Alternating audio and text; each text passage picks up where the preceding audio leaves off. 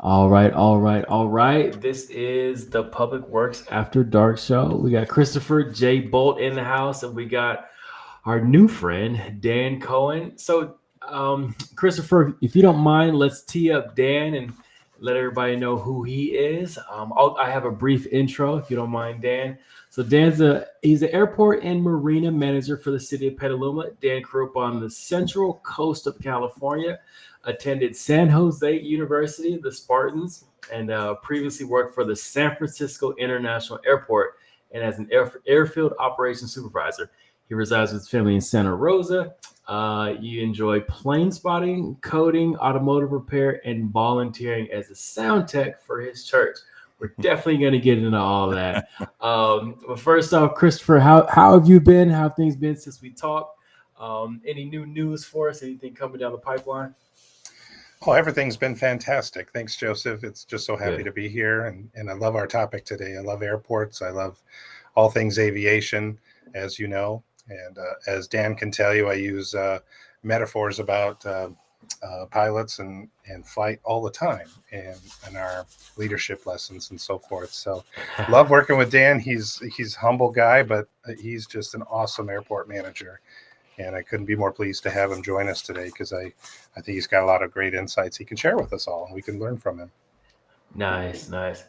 Okay, so Christopher, let's talk about what it's like. You're the public works director of the city of Petaluma. So you oversee pretty much everything that happens public works wise in the city, and you have an airport under your belt.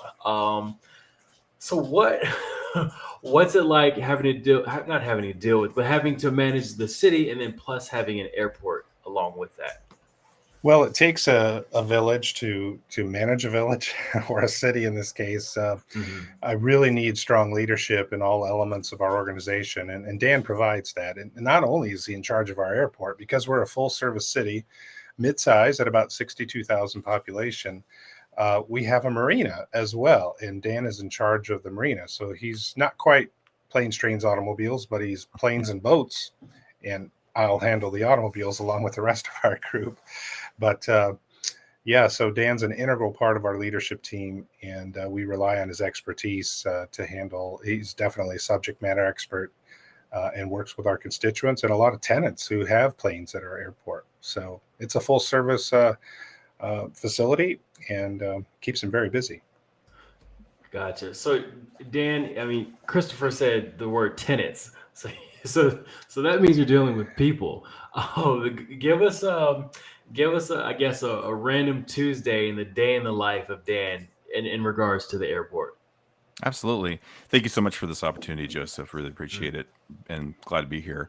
Yeah, typical Tuesday is coming into the office, finding out what broke in the last 24 hours, what issues have happened, what tenants can't get access for some one reason or another, kind of get the skinny on what may have occurred over the weekend that we weren't aware of. And yeah, and as the day progresses, more and more things we'll get more and more calls, and you just kind of try to put out fires as you can.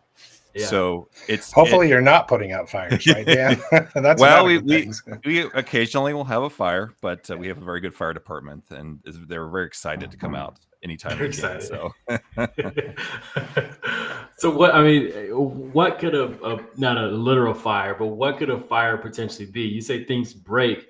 When you hear of things breaking at an airport or on an airplane, that's never a good. It's never a good breakage. So what's something that can go wrong? absolutely. Thankfully, we don't have very many aircraft incidents. Very rare to ever have an incident. It's usually our own equipment. Gates stop working. We may have an occasional pavement failure that needs to be addressed. Tenant can't get in their hangar. The hangar door is stuck. Just things like that. We'll get complaints. We'll get some noise complaints sometimes over the weekend, more activity. So those are calls that have to be made to follow up. All sorts of things like that. So yeah, the usual kind of municipality um, incidents and interactions with the public.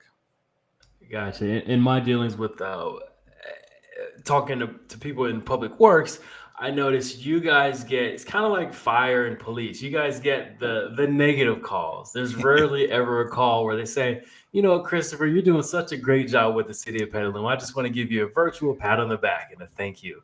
Well, if anybody wants to do that, I'll give you the number here. It's 1-800 pat on the back in Petaluma. Thank you. So, Dan, what was it like coming from the city of San Francisco, or not the city, but SFO? You know, probably one of the bigger airports on the West Coast. I don't want to say pros and cons, but what was it like working there and then going to Petaluma Airport? Yeah, quite a contrast. You know, it's SFO. You know, it's all about the volume. There's just a huge volume of flights, and all the ramifications of that, emergencies that occur, major pavement failures that you have to shut runways down for. It's a regular occurrence. Things that have to be addressed right away. A lot of emergencies. Yeah. Coming to Petaluma, it's a lot quieter, and that has its own advantages. It is nice transition to something that's a little bit more peaceful. And the other advantage that in the transition was I get more interaction with the public. That was one thing before, is because we're so big, it's a city within a city, and a pretty large city with 3 different fire departments. So to transition to that, I was able to have that one-on-one with our tenants, with members of the public, whether through phone call or they just walk in the office and they want to have a conversation. And that was very different and kind of something I'd missed. And our public's full of love and appreciation, aren't they, Dan? They are. they really are. I think I hear a lot of pride behind some of the comments I get about the airport. We have an airport, it's ours. And I think that's the most special thing about it. There's a history there and a heritage. It's really powerful, some of the stories. One of the nice things Dan and his team did is they set up a flight for me when I was all of maybe 2 or 3 weeks into my job. I came out, they had a little barbecue. It was an awesome luncheon. And we sat outside, and next thing I know, I'm getting loaded up into a beautiful, what kind of aircraft was that? It was gorgeous. It is experimental. I believe it was a Van's RV-8 or 9. Yeah. They didn't tell me it was experimental at the time. Yeah, they just said that word experimental doesn't set well for a doesn't flight. do justice. But that's actually a cool thing about small airports, is you can do the experimental aircrafts, like hobbyists. They can build and fly their own aircraft. Gotcha. So at the Petaluma Airport, could you guys get like the big airplanes that go through San Francisco, or is it a different type of aircraft that can only go through the city of Petaluma? And then kind of walk us through, I mean, I'm curious about it, like how that works. Like, let's say I was a private jet owner. Would I have to text you, Dan, and say, hey, is it cool for me to land my jet in Petaluma on Tuesday at 2:00, or how does that process work? Sure.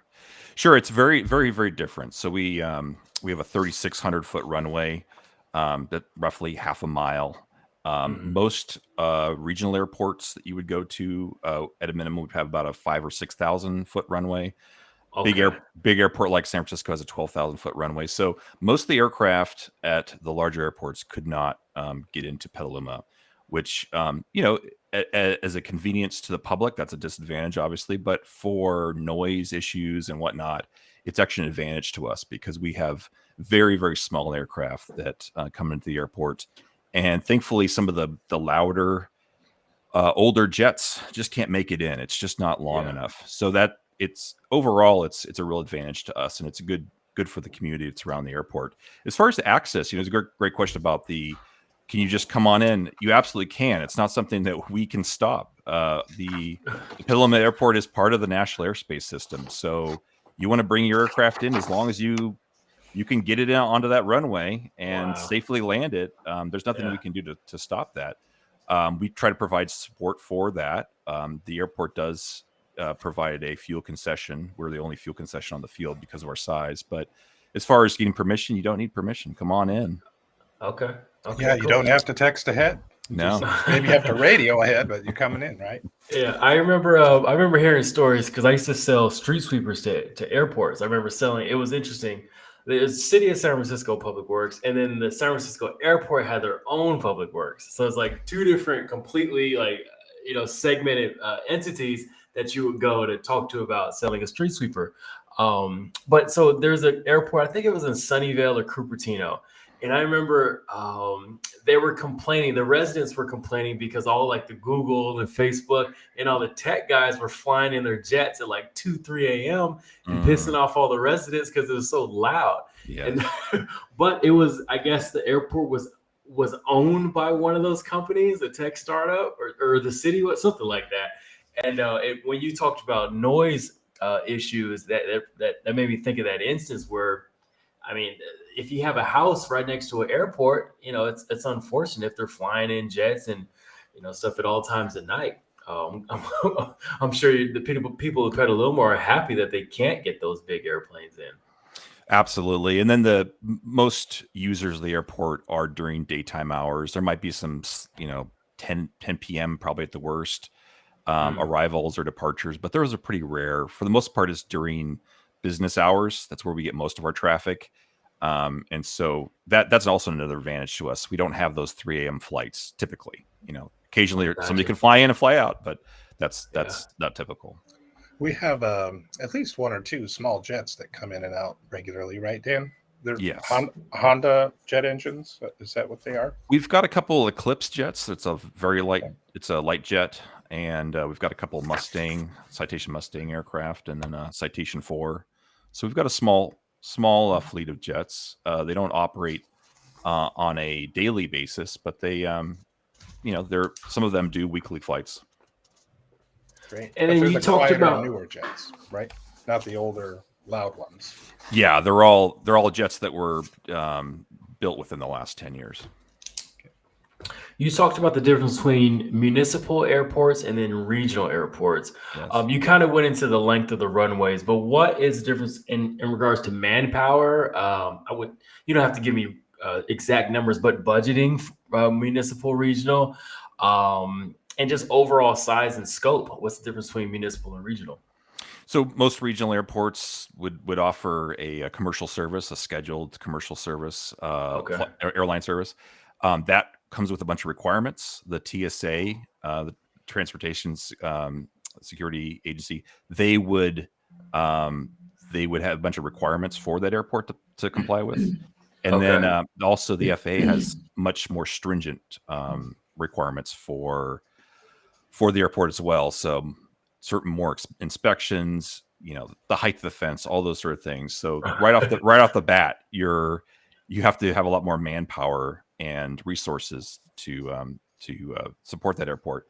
Along with that, it's a completely kind of different model. Whereas the regional airport would most likely get most of their income from parking. So the parking fees is where most regional airports get most of their funds. Okay. The municipal airport usually doesn't have parking fees. It's usually a small. Most municipal airports are really small. They have free parking if any. It's mostly folks that just want to store their aircraft, fly on the weekends or a little bit during the week. Occasional jets that come in, military, whatnot. But there isn't any real income from parking. Most of the income would come from leases, hangar leases or the land leases. So where you could lease someone land and they build a hangar. So much different business model, if you will, or a financial model for sustainability. Yeah, we have fuel sales as a revenue. We have hangar space as a rental, and then we have tie down rentals, leases. Correct? Yes. Dan, Yep. Those are the primary revenue streams for us. Okay. Yes. Christopher, I always hear about these like air shows, the Blue Angels are coming to town, or, we're going to do an air showcase. Have you done anything like that at the city of Petaluma? What are your thoughts on things like that? Do they drive revenue? They look fun. I haven't been to one, but they look pretty cool when you see the planes out in the distance. But what are those about? Well, I've seen them in San Francisco recently. Dan, have we ever had anything like that? I think in years past, there have been some air shows. I believe the liability issues shut that down years ago. So they're possible, but I think just there are certain safety margins that have to be put in. There has to be a certain amount of insurance that is obtained for these. So it takes a lot of resources to do so. Thankfully, our sister airport to the north, Sonoma County Airport, it puts on a a really nice air show in conjunction with their museum, and it's worth the trip up there. It's a fantastic show.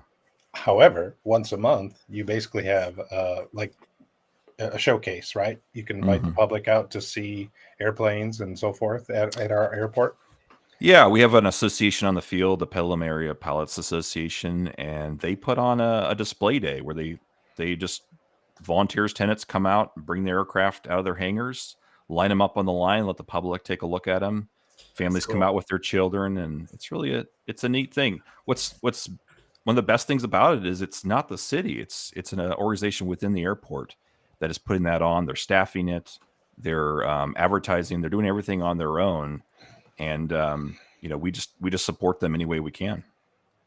And so the acronym is PAPA, correct? Petaluma Yes. Area Pilots Association, PAPA. Yeah. So I remember as a child, my mom would take my brother and I to the Concord Airport. I'm not sure if it's municipal or regional, but they had small jets and planes there. But we used to go watch the planes take off and land. That was like a good way to pass an hour of time. She would take us there. We'd get to watch the planes take off and land. And I remember when we were living in the Bay Area, my wife and daughter and I would take my daughter there. And it was interesting, like full circle. And she's so young, she didn't know what was going on. But when she would hear the plane, she would kind of get like, oh, something's going on. But I always appreciate how you can kind of get close to a runway at these smaller airports Yes. versus at the big ones. Like, I mean, you can't even get anywhere near it. All the security. Not even close. Yeah. Yeah. So, Dan, you're also over the marina. Yes. Can you go into that and is it the same model? You're leasing out, berths, or how does that work for the marina?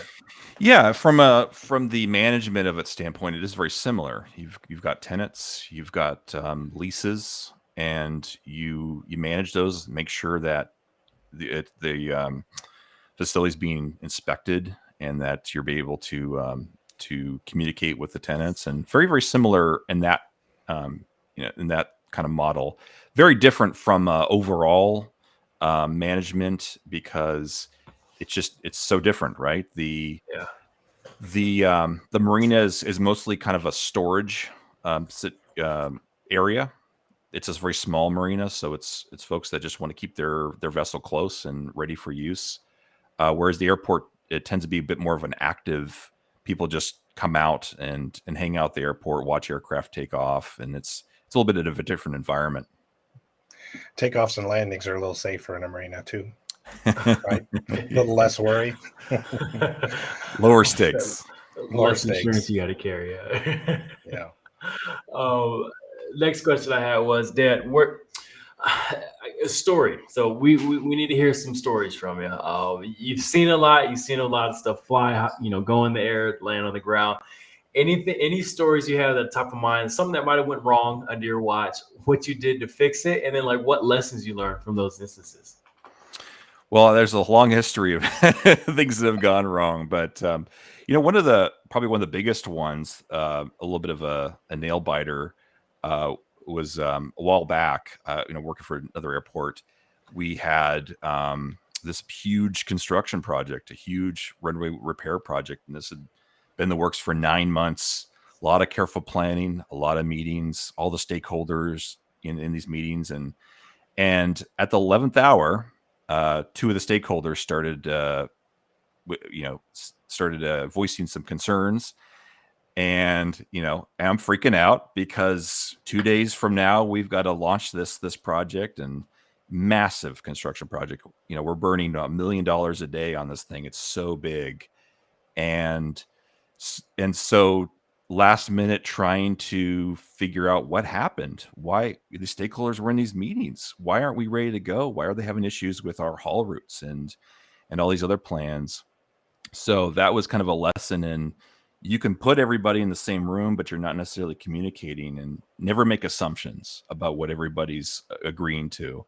And so from then, I think I would come back to voicing everything verbally and in writing. Okay, are we all agreeing to this? Is this our plan? And because that was kind of a lesson of don't set yourself up for failure by not ensuring that the entire team is on the same page.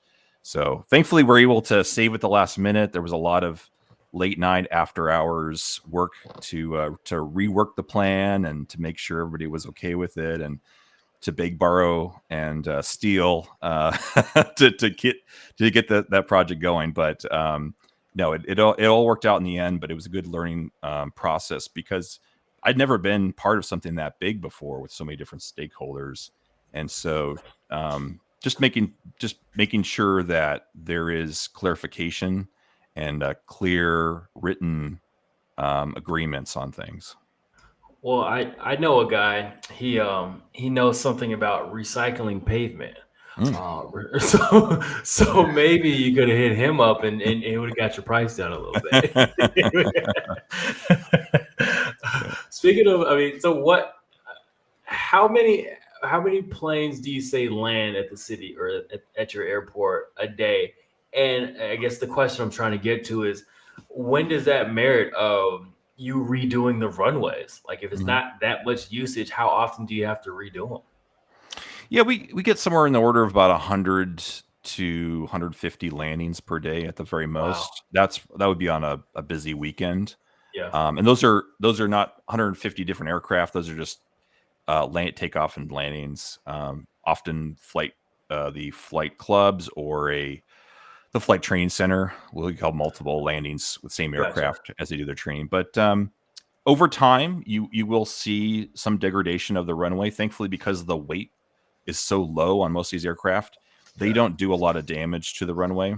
It's very, very light as compared to a larger airport, a regional airport, or an international airport, which would get daily abuse with those aircraft just slamming down on the asphalt or concrete if you have concrete runways. But so about every five 5 to 10 years, depending on what your use Okay. is, you would probably have at least a slurry seal. And then most runways, I think, at the 15 year mark, they'll probably get some sort of an overlay, which would be additional. It would be a grind off and then a repave. So it just depends on the use of the runway. Gotcha. Mostly, it's the age of the asphalt and/or pavement that really is the enemy and causing deterioration Yeah. at the smaller airports. But the loads are tremendous at the big airports. Yes. Very airport runway design is a specialty area within civil Is it? engineering because of that. Yeah. Let's say, Christopher, you're given the golden key. You can go in, and Dan, I'll ask you the same question. You get to go in San Francisco or Oakland Airport, a huge airport, and you get to change it to how you want to do it. Like, from the process of cars coming in, dropping people off, the going through security, getting to your gates, getting on the plane. Like, what in the airline industry hasn't been disrupted or innovated that you feel could be made a little bit more efficient if we just stopped and paused and thought about it? Wow. That's a big question, Joseph. One thought I have, when it comes to smaller municipal airports, and Dan touched on this earlier, the ability to park your car, grab your stuff, and walk over to a plane, get Yeah, in, and just yeah. take off. That is such a luxury and such a nice change as opposed to what you have to go through in the large airports with security lines and so forth. So if I could change anything and had that ability, some kind of magic way to make security much more streamlined so that you just boom, you're off and running. Because Yeah, nowadays, you're buying your tickets online and everything's pretty much yeah, ready except checking your yeah. bag if you've got to do that. You can even do the TSA pre-check or whatever. But even then, just recently over spring break, having to send my son out on a flight. Holy cow, the lines and security were just so long. And Yeah. I had the fortunate tip that one of the attendants gave us to go over to the international terminal. So we hiked over there, got through the Oh, international security, really lickety split, no lines yeah, there, yeah, and made yeah. it to our gate in time. But oh my goodness, yeah, security is probably the biggest thing. What do you think, Dan? Well, if I had if I had magical powers, I really wish we could fold up the wings on aircraft, because I don't Huh. know about you, but Explain. I've had to run between flights. so many times. Denver International is a classic one where Yeah. you come in on one terminal, you're on the wrong terminal, or you've got to now run for half a mile to get to your gate. And the reason for that is the wingspan of aircraft. So a large aircraft Really? like a 747, it has a 212-foot wingspan. That means you have to walk the 212 feet to get past Yeah. that gate. So it would be amazing if aircraft just kind of fold on up like aircraft carriers, like they do on aircraft carriers. That would be really nice for someone like me that doesn't want to walk half a mile to a mile to get to my gate. So that's the thing I would really love.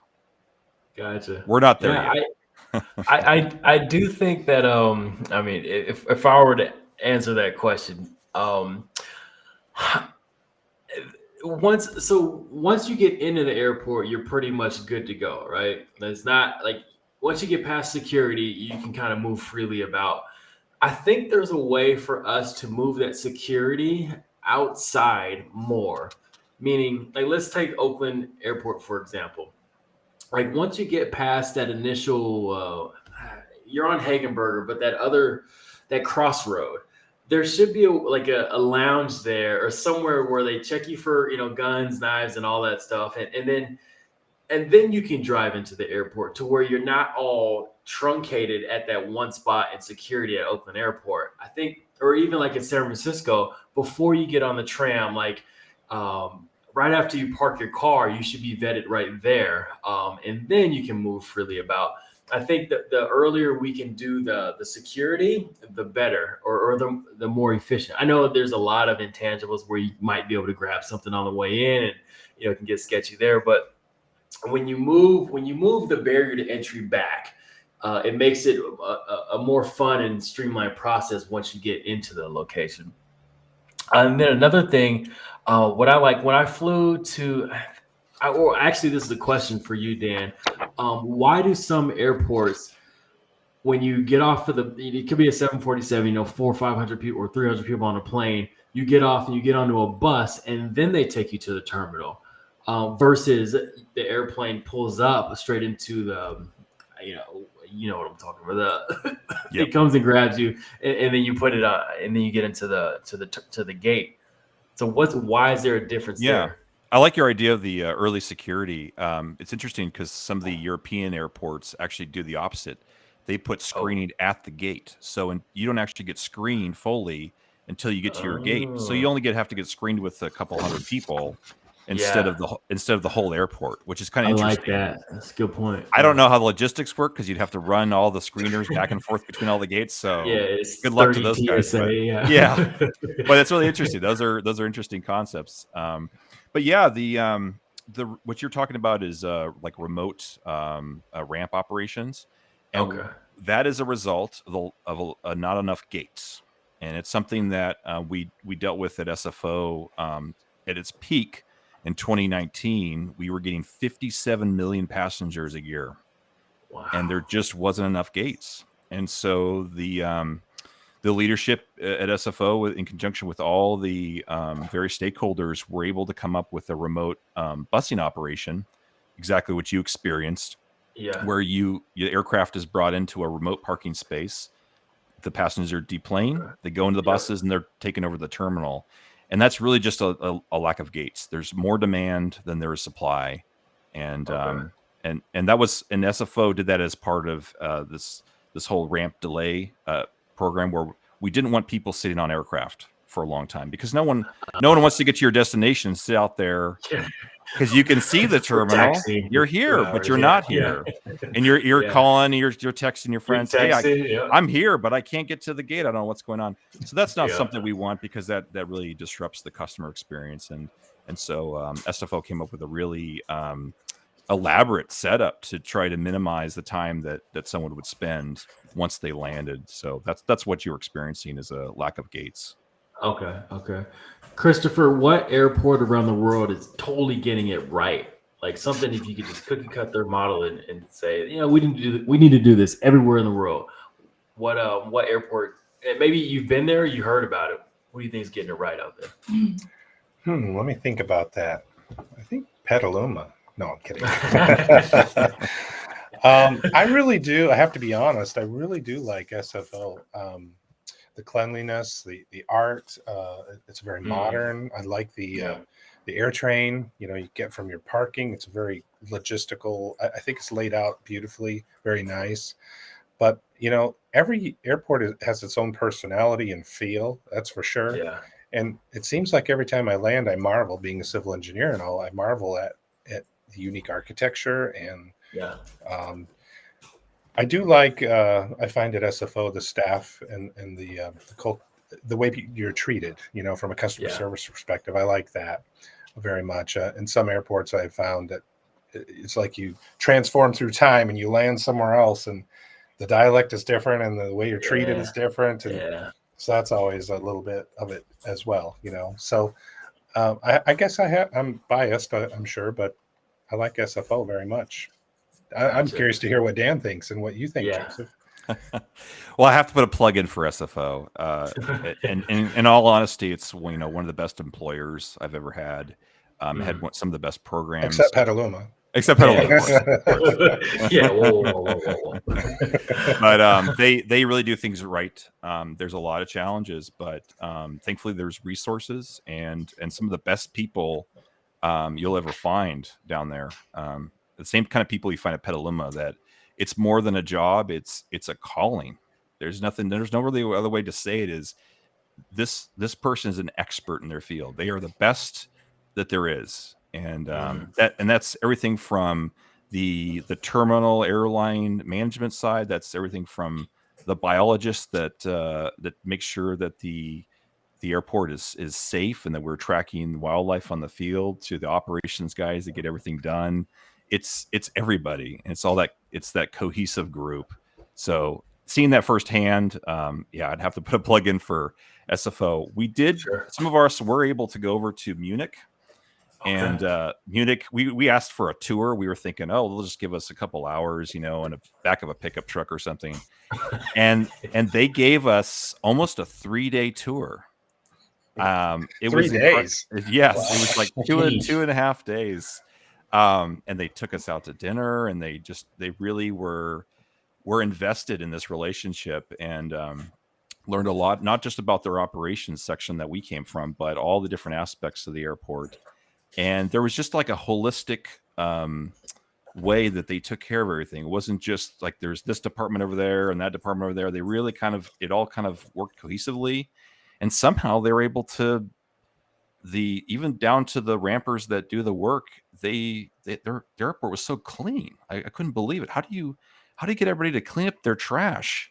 That was always a struggle, is just how do you get people to do what you want them to do that don't necessarily work for your organization? And so that from that standpoint, Munich seemed to really have it going on, and was really impressed by their operation. Okay. Well, I will. I'll plug SFO again. I'll lay more on top. It was more the operation side. So when I sold the street sweepers to them, I could tell. Like in granted, I've sold to many different cities, and I can tell when guys care about their job and like their role more than others. And I don't know what it is. I'm sure, Dan, you could probably speak more intelligently on it. But the runways need to be swept. Everywhere needs to be swept, just to keep dust down, to keep debris out of there, just for overall cleanliness. And the guys who I was showing, they were genuinely interested. Normally it's like kind of I bring the donuts and, for 2 hours, I show them how I work it and they just take it and go on. It turned into a whole 2-day process to where I'm showing you exactly how to like get the optimal, length of the brooms and like the pickup head and like the perfect suction. So I could tell they really cared about it, and it shows. Like SFO is a pretty decent airport.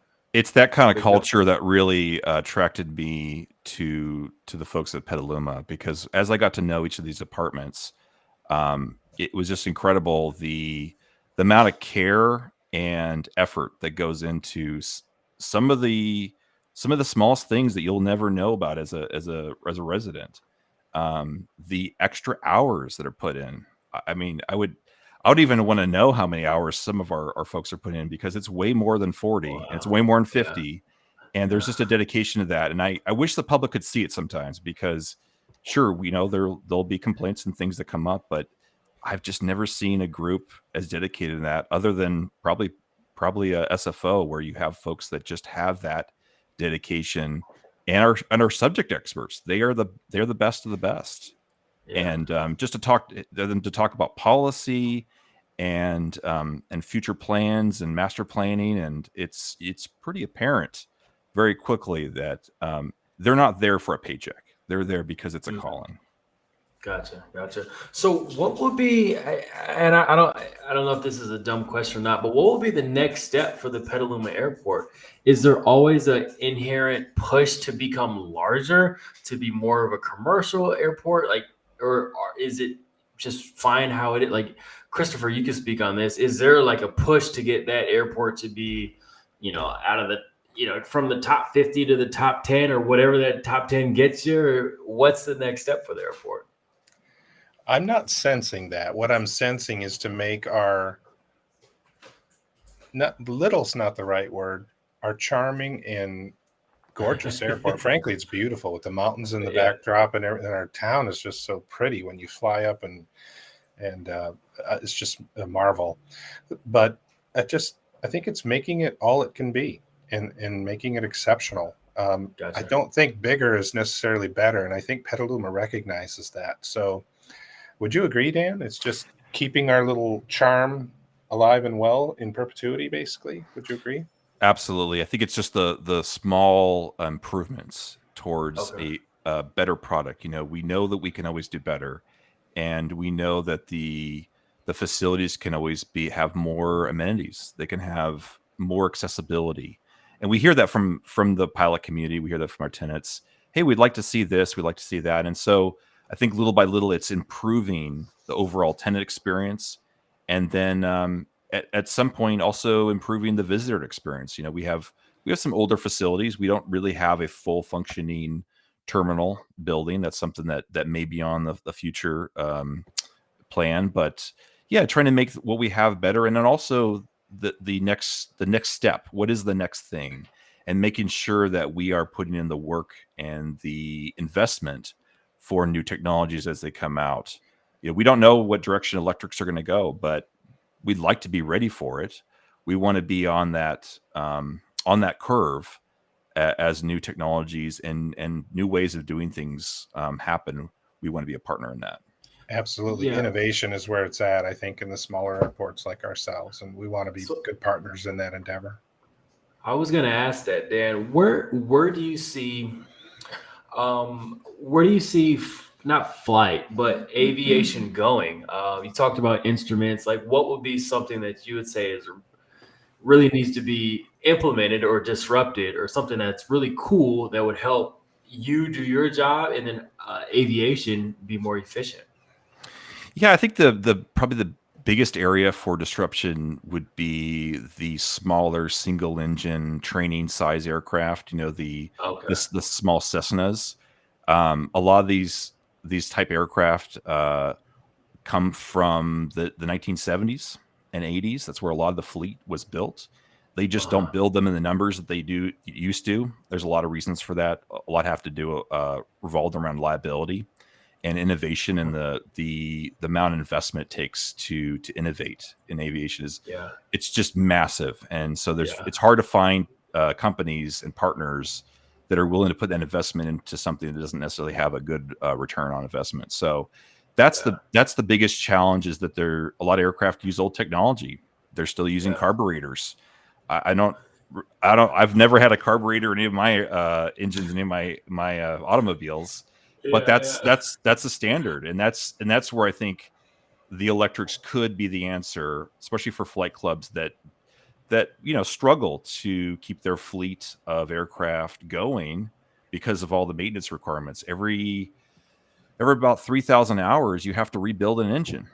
Really? They wear Wow. themselves out, and you have to do a major overhaul. Sometimes even before that, if there's extra wear. So I think I'm a lot about sustainability, and not just in an environmental sense, but in all senses. And I feel like long term, this model isn't really sustainable, and it would be great to see innovation in that industry, to see power plants and aircraft go far beyond that 3,000 mark, which would help the prices come down for rentals Sure. and Sure. and all that. So that's the area I think is probably ripe for disruption. And one of the big challenges, the weight of batteries, correct? Getting the Yep. flight time out of got to get that right ratio and balance, or new technology with battery chemistry. Well, we're doing all we can. We just bought an electric mower, for example. The little things matter, right?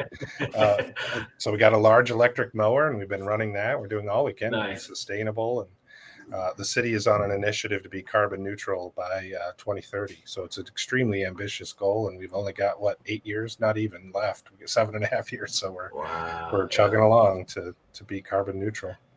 So are there completely 100% electric airplanes out in the market now?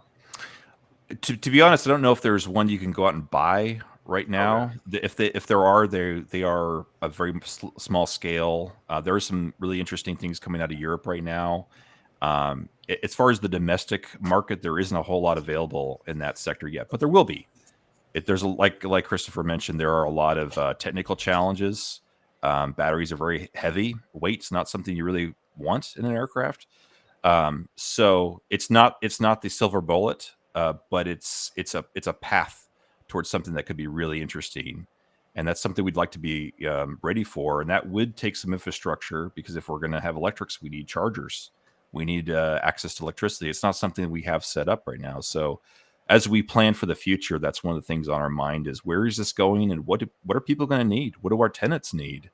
How are they going to get access to that? And so those are all good questions that we're working on.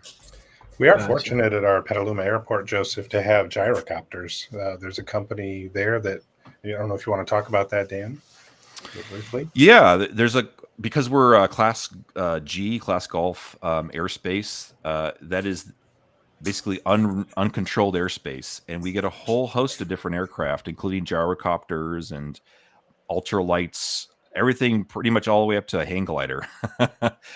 We have powered parasailers that come in, and or paragliders, I think is the proper name for it. Just it's a guy with a fan on their backpack and a kite. So we get just about everything, and for some people, they love that. They love the freedom that we have that you don't get at a regional airport or an international airport.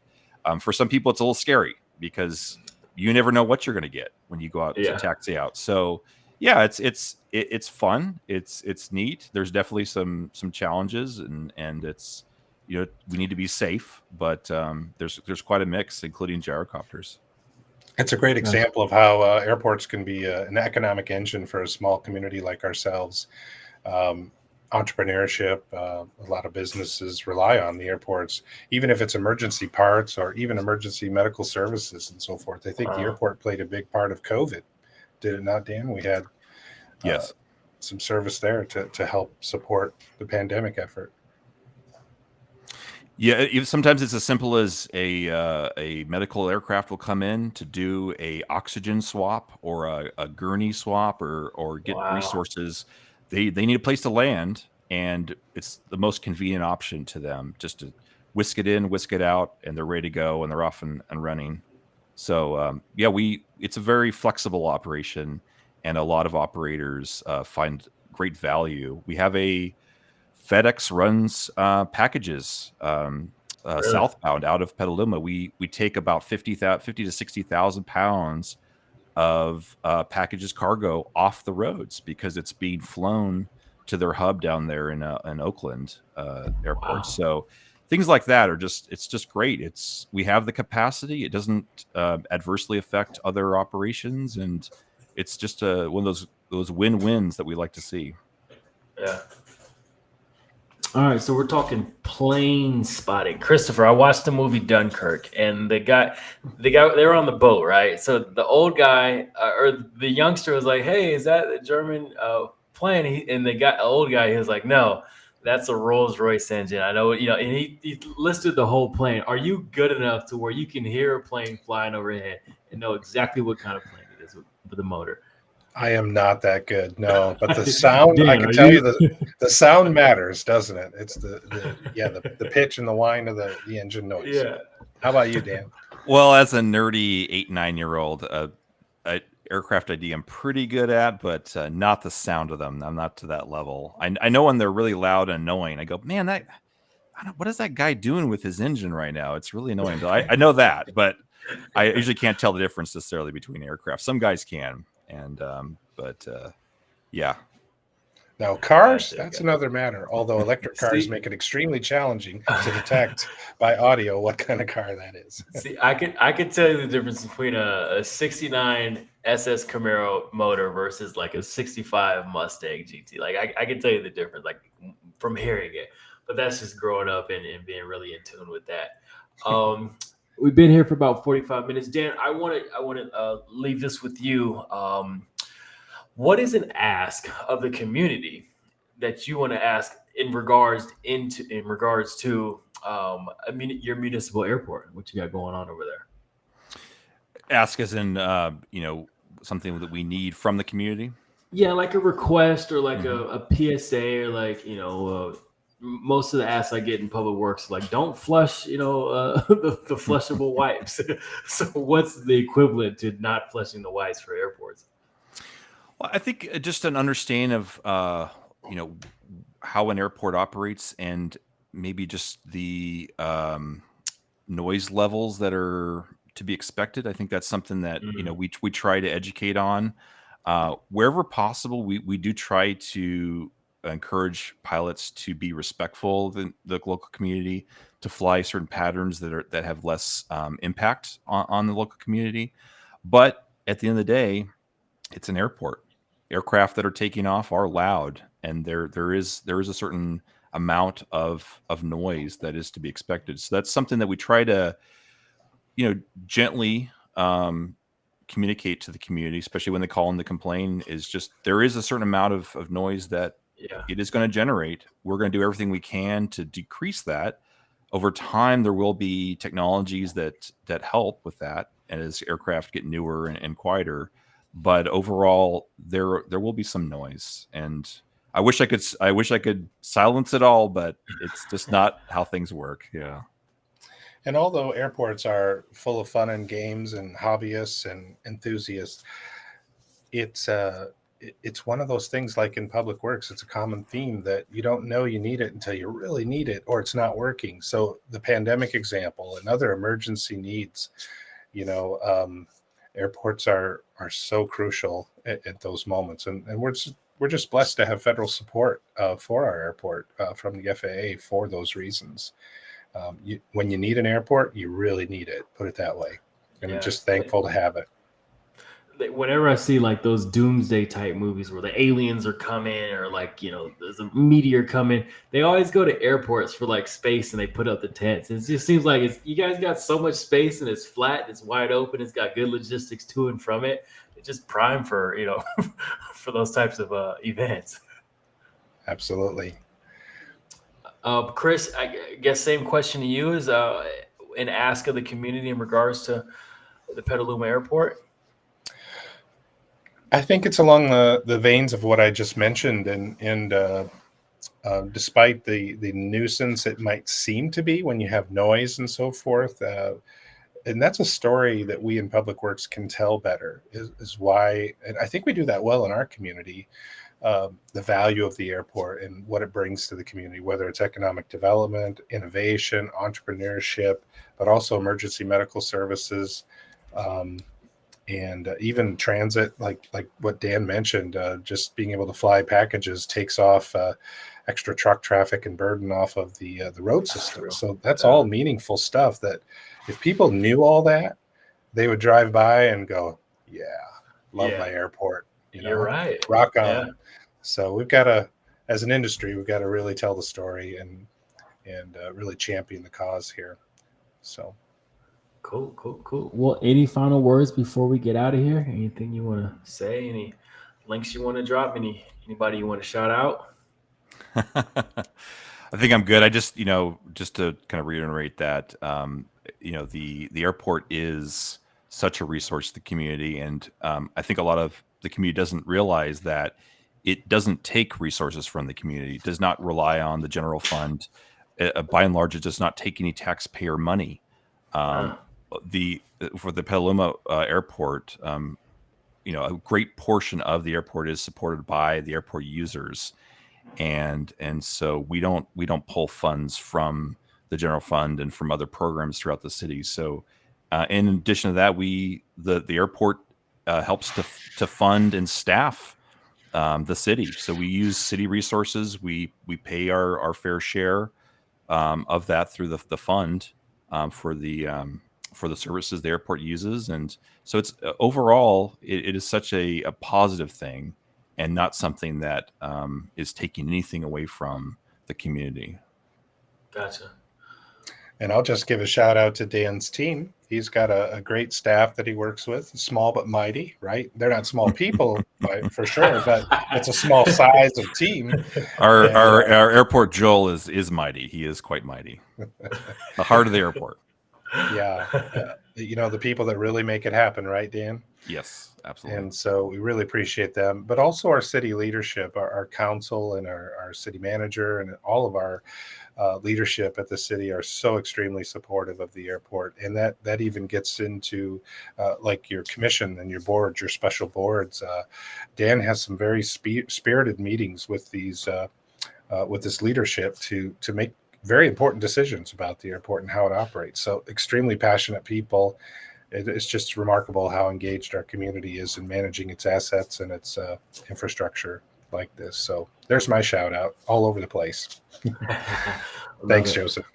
Yeah, well, Dan, thanks for hopping on. Christopher, as usual, thanks for you guys. Thanks for sharing your adding value through your experiences, through your time in the industry.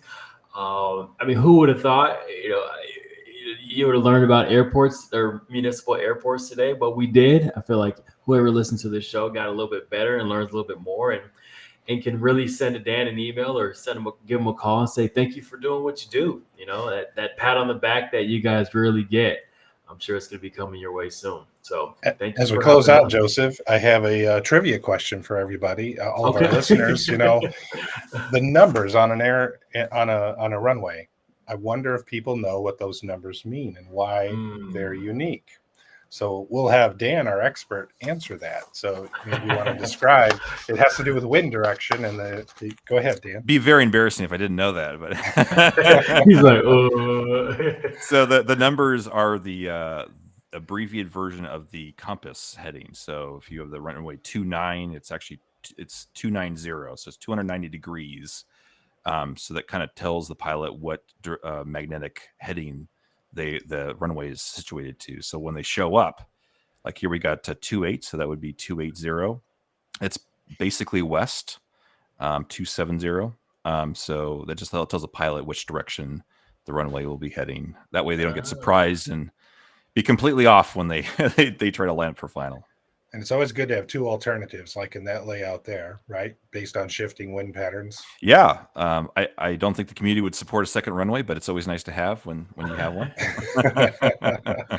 But you always want to take off into the wind and land into the wind if you can as a pilot. So more lift. The degrees, back when I worked in Jackson, Michigan, we paid a lot of money just to shift our runway just a few degrees. Oh boy.